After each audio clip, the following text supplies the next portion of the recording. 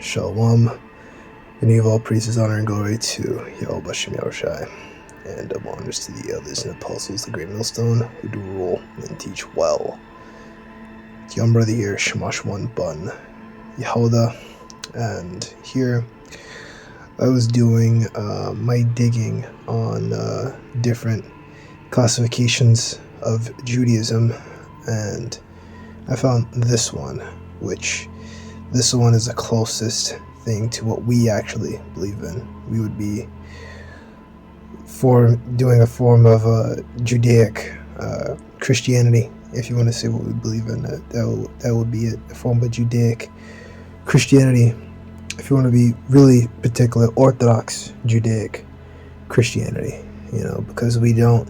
And if you want to be even particular beyond that, these other camps would be non-Orthodox Jewish Christianity, because I do think they call themselves Christians and understand that things that we're the real Christians, but they have non-Orthodox beliefs where they push further beyond into the late Christianity weird doctrines, stuff that Esau pushed in there, like Nate, the whole thing about 1,000 years and then Edom was gonna rise up. He got that stuff from Esau, man. Which we believe him to be a sellout. Very silly doctrine, and is plain wrong according to the scriptures. So Jewish Christians were the followers of a Jewish religious sect that emerged in Judea during the late Second Temple period. These Jews believed Yahawashi to be the prophet Messiah, but maintained the observance of Jewish law. Now, these were all of Yahawashi's followers, all the disciples. They did this. They maintain observance of the Jewish law. Let us remember what happened, before Yahawashi was taken from us. What were they doing? The Passover. Okay, they were keeping the Passover. They kept, Judaic Christianity. They kept Judaic traditions. However, we had the understanding that it was more so about faith, and grace, rather than keeping, all the works of the law perfectly. However, we still observed Judaic law. All right, I can get a quick precept. Yeah, John 14:15. If you love me, keep my commandments. Right. Yeah, Matthew 19:17. Why callest thou me good? There's no good but one, that is the Most High. But if thou wilt enter into life, keep the commandments. Right, so good. Agathos, just, righteous. Yahawashi was just and righteous in that life. He made this statement because he sinned in his previous lives, King Solomon, and really goes back to Adam. If you want to enter into life, become spiritually alive, and become the elect and enter into the kingdom, right? You don't keep the commandments. You have to keep the commandments. Matthew 5:17. Think not, I've come to destroy the law of the prophets. I'm not come to destroy, but fulfill. Yep. So these are all things that we believed in, and this is just from the King James. Keep the law. There's another one. I think it was a woman that was committing adultery. Yahawashi said, "Oh yeah. May the whole sin no more. May the whole sin no more." See here.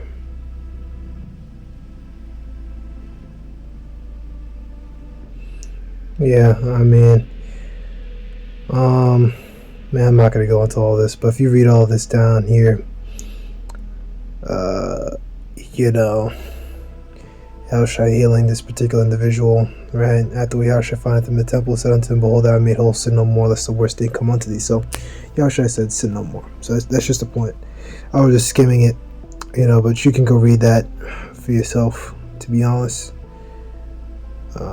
And the same thing was said by Apostle Paul in Romans 3:31. Do we then make void the law through faith? God forbid. Yeah, we establish the law, which means we stand by it, we make firm, we establish a thing, stand, uphold, sustain the authority of a force, anything, set, place in balance.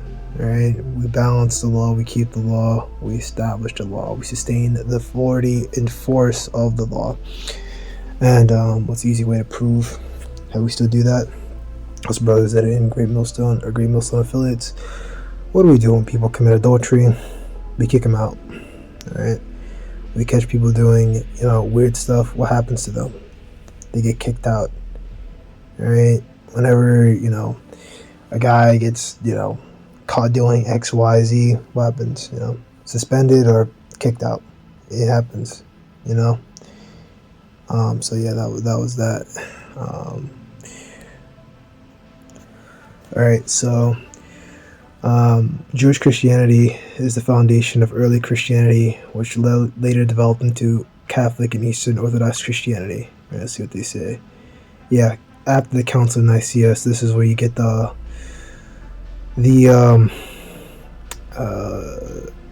whole Trinity doctrine here. Yeah.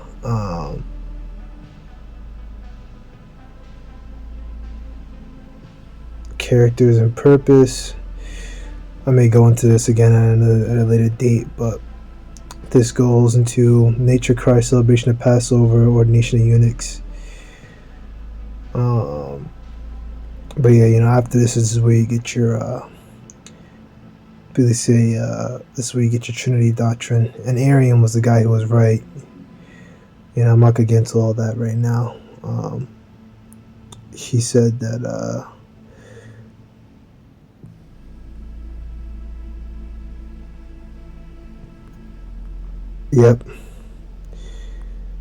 they're trying to say, he was going against the Trinity doctrine, essentially. I'm not going to get into all that.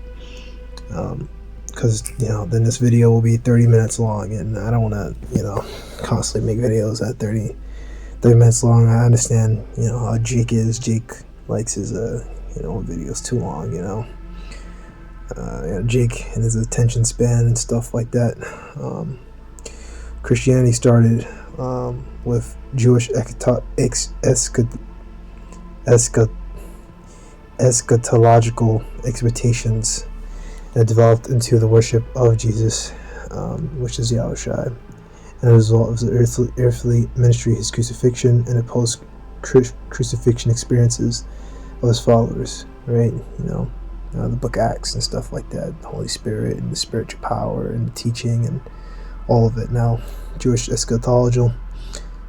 So, Jewish eschatology is an area of Jewish theology concerned with events that will happen in the end days and related concepts. This includes the ingathering of the exiled diaspora, right, which has happened, right? The exiled diaspora. We've pushed the truth out across the four corners of the world. Brothers that are in different parts of the world got this truth. Us over here, we were cut off from being a people. We got the truth. Back here, we're building that third temple in Egypt right now, which represents us. The scriptures talk about they shall, seek to find the way to Zion, and that's starts with us, But it's coming to this truth, and that really is what the kingdom is. The kingdom is within you. We're the kingdom together. When brothers get together and teach, make videos, and brothers, communicate with each other and stuff like that. Us coming together and doing the same thing and working together in this truth, that's the kingdom. The afterlife and the resurrection of the dead. In Judaism, the end days, end times are usually called the end of days. Aharit Hayamim Akarayath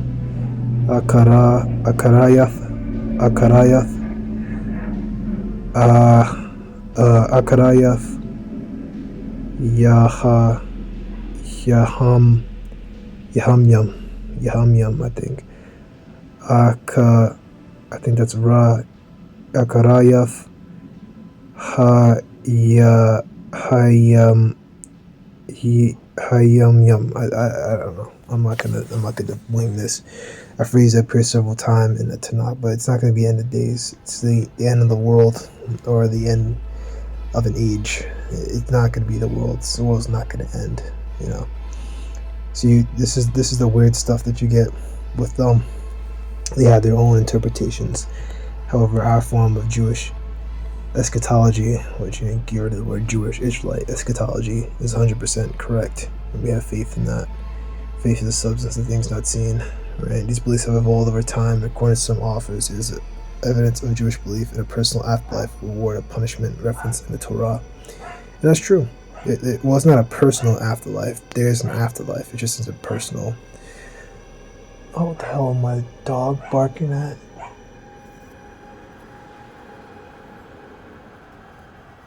Someone's at the door. Yeah, someone's coming in. So yeah, as I was talking about Jewish eschatology, there's an afterlife. I constantly talk about this chamber of souls, right? And the scriptures that talk about, first you pretty much die, then comes the judgment. First you go to the spirit world, then comes the judgment. So you go to the spirit world, you're there, you're brought before, Yahawashi, and you're there, and you pretty much spend your years there before Yahawashi, and then you get your judgment, and you come back on earth, and if you may get judged, you may be put into, a body where you're very sickly. You get judged that way. Maybe put you on earth, you may be fine, but then, saving you for another form of destruction, like the Lord, so talk about, which is the word of the Lord, but the scriptures talk about, the wicked are preserved for the day of evil, so you're being preserved for that day, right? So, and this is what it's all about. And you see the Christian church, they've moved far away from this, like even at, I asked my mom, because she's like big into the church shit. I mean, I asked her, and they don't talk about nothing, man.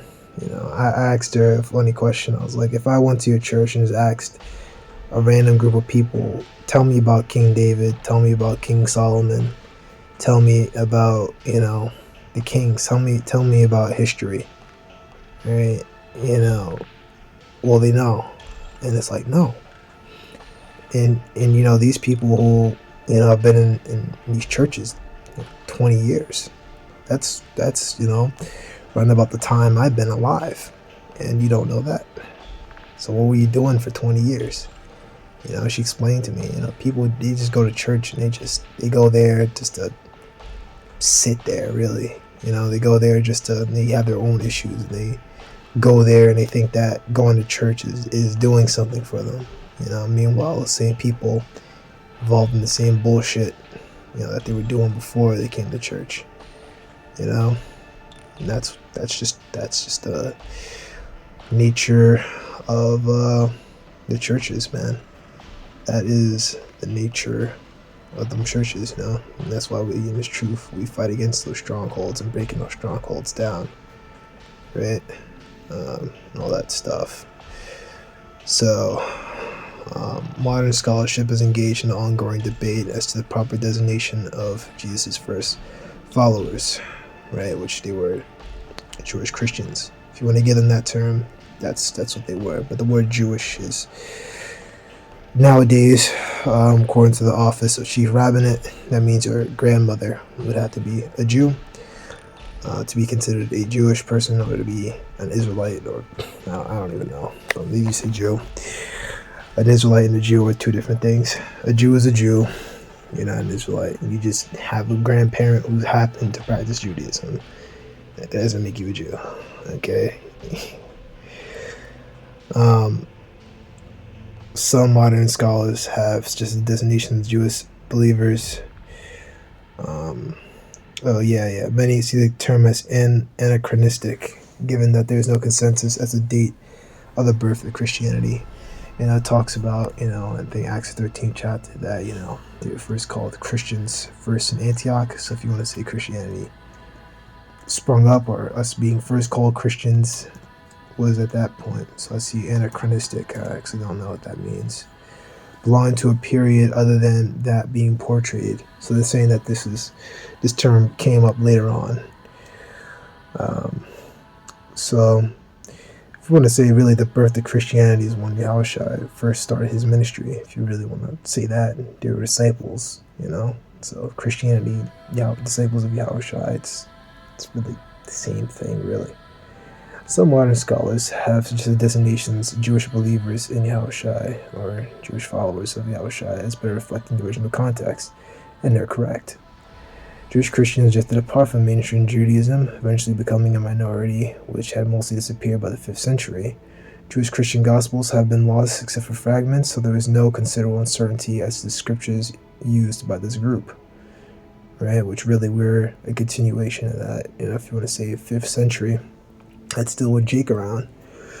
They also, they can very well,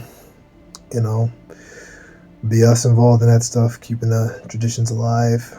Because not every time you hear Jewish in that time, it's not like we all just dropped Judaism. We still had our people still following that stuff. During the Holy Roman period, and while we had power and rulership, we were still around. We were persecuted. They didn't really want us around like that, but we were still around. Because by the time Christianity came in, they pretty much they put their boots down and pushed out their own doctrine. If you didn't believe their doctrine, then they didn't really want you around like that. The split of Christianity and Judaism took place during the 1st century CE, which CE is pretty much the same as AD from what I read. While the First Roman-Jewish War and the destruction of the Temple and in 70 AE CE were main events, the separation was a long-term process in which the boundaries were not clear-cut. So I'm not really gonna get into the rest of this stuff. But yeah, they go into more histories. They talk about Paul, talk about belief in the resurrection and things like that. Maybe I might do a part 2, but I just want to read that little piece right there. It shows you that this is really what they really believed in. The first Christians were not as our modern day Christian counterparts are. We actually upheld Judaic law. We still kept Judaic law. We performed Passover, Pesach.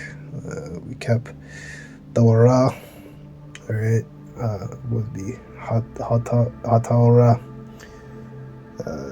We still believed. We believed in the prophecies. We focused on the prophecies. We looked towards the prophecies and things like that. The one you edified, and shalom.